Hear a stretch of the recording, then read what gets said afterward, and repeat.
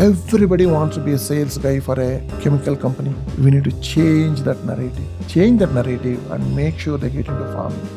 Today we have Shashi Kumar, who left his 17-year tech career to make farming a sustainable career for the youth of India. Starting Akshayakalpa with the aim to provide organic dairy and farm yields to its consumers, while also providing farmers with a platform to sell their products, Akshayakalpa is bringing a change in how farming works in India. In this episode, we dive deep into 3 core insights into how Shashi built his mega 400 crore D2C empire.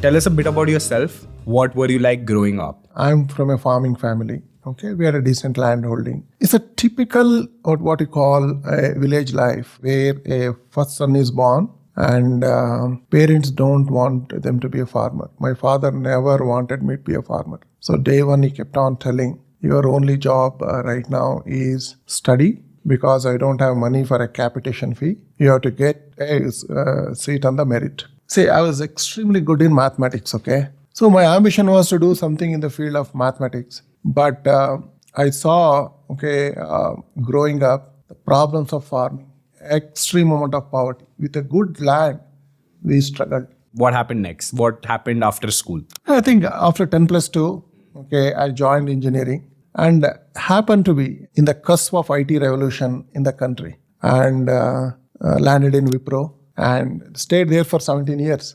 Tell me what led you to, what was the trigger point for starting Akshayakalpa? It was somewhere in 2001, or almost 10 years into IT field.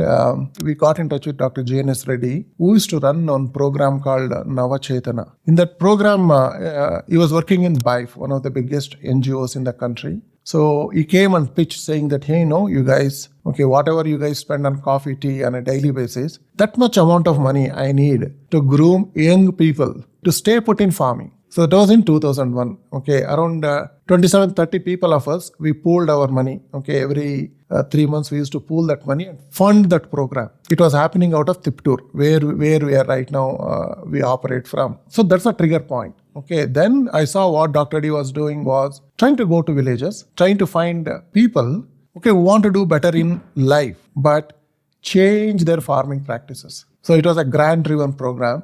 So that was a trigger point. Then we kept on discussing what's happening. Every 3 months, 4 months, we used to go and meet people in that program. And it was an excellently run program. Then one day I asked Dr. D, what happens if we stop funding this? They said, it will stop. And then we started discussing with Dr. D, what to do. Then he's saying, we should link them to market. So that's exactly how the conversations of Akshayakalpa started. Young people, you go and do some work in the farming. And if you don't link them to market, actually they drop off. So there's no incentive for them to continue unless you link them to market. Akshayakalpa, the initiative where searching young people like that and can we connect them to market. That's what we are doing right now. That's the fundamental genesis of Akshayakalpa. Look, Sashi's journey has not been very easy. Very similar to how growing your business and careers is not really easy. But here's the thing, the only way to make it happen is by understanding how your work can drive more and more revenue impact. This is exactly why we created the GrowthX Immersion program, where our members learn the A to Z of growth in just 4 weeks. You go from getting the right people to buy from you, so solving for customer acquisition, to learning how to onboard and activate them. Then the job is to convert casual users into power users of your brand. And finally, you learn how to monetize them. And mind you, you do this not alone, not in silos, but along with the best peers in the ecosystem through the 4 weeks. The GrowthX Immersion program starts this October 28th, and our membership fee is increasing after the 18th. So if you have been thinking about joining GrowthX, secure your membership now. The link to the membership is in the description, and I'll see you there. But what helped you build conviction for this? That you left your job to go into this full time? I was 37-year-old and when I left my Wipro job. And these 27 people, we thought, we are so far, in the technology industry, what next? We were in a technology stream. You continue to master, technologies which are coming in. Or can this technology be taken and applied into solve the problem somewhere? We thought, we'll go and change farming. That's the trigger point. But when we started doing now, we realized how foolish we were. Farming as a profession now is extremely difficult. And there is no one solution fits all kind of an approach is not possible. So when my father was suffering, I didn't know this. Only thing I knew was my father was suffering. Farming is not working. But when we went deeper, there are policy issues, agronomy issues, agroclimatic condition issues, cropping pattern issues, farming practices issues. Then we decided it's not a lifetime solution, it's not possible. We need to take a small piece of this and start solving. So that's a trigger, okay, to get started with Akshayakalpa. Tell us what Akshayakalpa does briefly. If you have to give an elevator pitch for it, what would it be? We are trying to get young people into farming. That's it.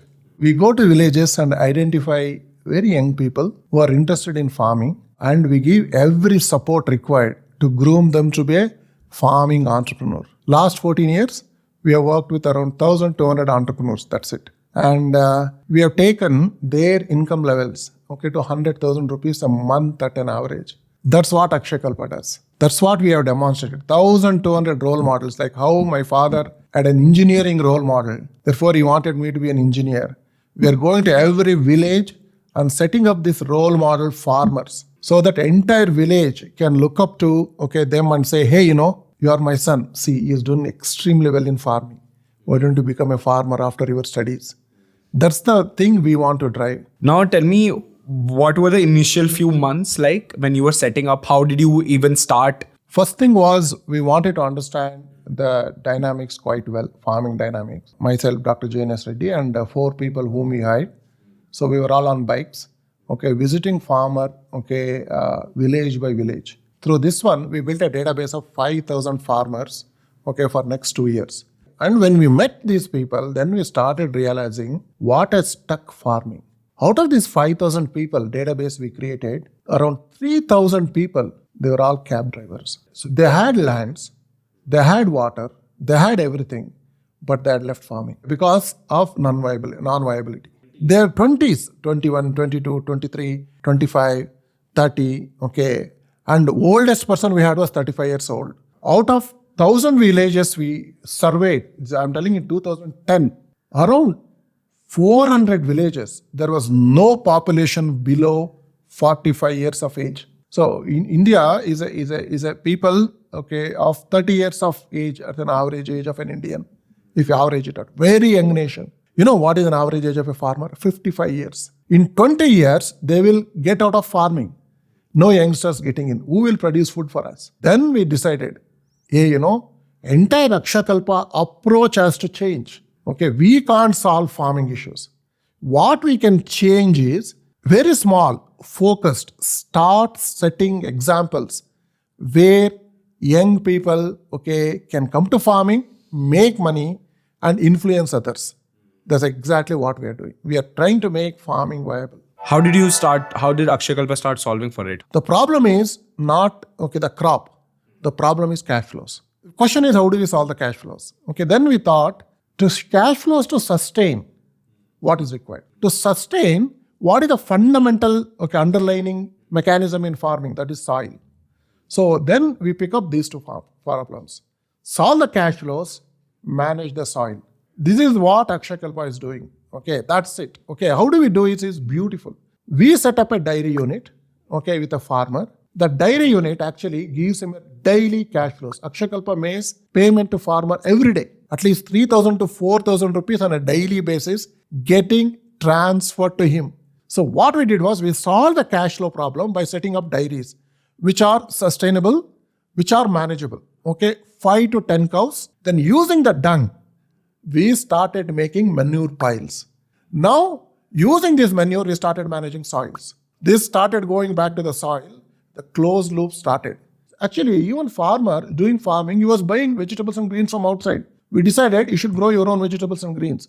We started a program called Raised Bed Program. Each and every farmer of Akshayakalpa mandatory he does raised beds for his own benefit. This program started giving surplus that we started giving market revenue. Problem was not a market. Problem was, can you feed yourself? That's where the shift in farming is required. Farming, actually you do farm, feed yourself, sell to your neighbor, surplus you market it. How did you solve for the customers? Because the product needs to sell, right, in the market. So how did that happen? Consumers' understanding of What leads into a good food is lacking. What consumer looks at is a food. It doesn't look at who grew it, how it was grown, what cost it was grown. He doesn't care. What he needs is food. The problem starts there. 2012, February 11th is when we sold first 18 liters of milk. And standing in Krishnarao Park in Bangalore, early morning joggers, me and Dr. Reddy standing there, along with our distributor issuing a coupons.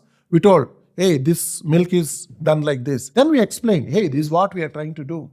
We are just producing 18 liters a day. So can you just buy this milk and every day we will supply you. Then we took this 18 liters of milk, okay, and we hand sealed it in Dr. Reddy's kitchen, okay, and we bought to customers. Hey, this is what it is. And some of them wanted to visit farms.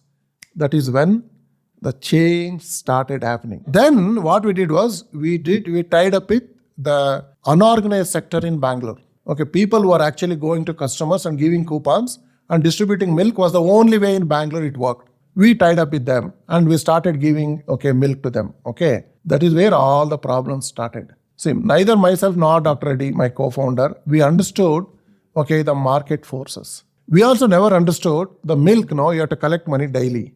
Okay, once in a month I used to send an invoice. Nobody used to pay. They took our milk, they sold to consumers gave them the money, and nobody paid, no distributor or this what we call as agents paid us money. So the cash flow problem started. And company came till 2019, 6 times close to bankruptcy. So 2016, what I decided was, hey, enough is enough. We should get into direct to customers. We were one of the first pilots, I did it in Bannerghatta Road and Electronic City. So that is when the Akshayakalpa direct to customer story started. So when you started out, how did you build trust in the market amongst their consumers? As I mentioned, the farming system, value of the product gets rated in the farm by the farmer. And the value realization happens in the market when somebody is willing to pay for it. So therefore, value is already created, locked. What is your job? To communicating that value, to a consumer, saying that there is a value, you pay for it. So first, level of, that trust is how do you build the trust? There's a value in this, what you're doing. Simple example, I told you in the beginning, we allowed people to come and go and meet farmers, stay with them, have a meal with them, work on a weekend, take your child there, eat what is, use the same, facility. Some people want to stay back. Please stay with farmers. This is exactly how we started building this entire trust conundrum. It has reached a stage where last year, we took 25,000 consumers of Akshayakalpa visiting our farms. This is exactly how you build a product market fit. You don't build a product market fit by telling a lot of things on a social media. You can't. Unless they go through and experience, and these people have become our spokesperson. They will influence others to go and visit. This is exactly how we built our channel. Once that is done, so the question is, how do you reach the customer? So it's very simple solution. Our direct business, what we call as a Akshayakalpa direct business, where customer downloads our app and subscribes there, and orders any of our products. Every morning, religiously, between 4 o'clock to 6 o'clock, we deliver to his doorstep. Second channel opportunity was e-commerce, Q-commerce. That is the second channel, our products are listed there. We reach out to, customers through those channels. Other one is, the retail stores. You go to a retail store like anybody else and you put, your products there in the retail store. Give us some context. How big do you think is the market opportunity here? Akshayakalpa case, we are creating a category. So therefore, in my opinion, potential exists. I believe the potential is around 10% of the existing market, which should be around, I should say, around 1 million households in Bangalore, around 5 to 6 lakhs households in Chennai, maybe around 78 lakh households in Hyderabad. Lastly, what does the future look like for Akshayakalpa and what is next for you? See, I think the future for Akshayakalpa is go a little bit deeper into farming, go deeper and solve fundamental issues of soil, fundamental issues of productivity, fundamental issues of diversity and ecology issues. We want to really focus in entire 15 agroclimatical regions of the country.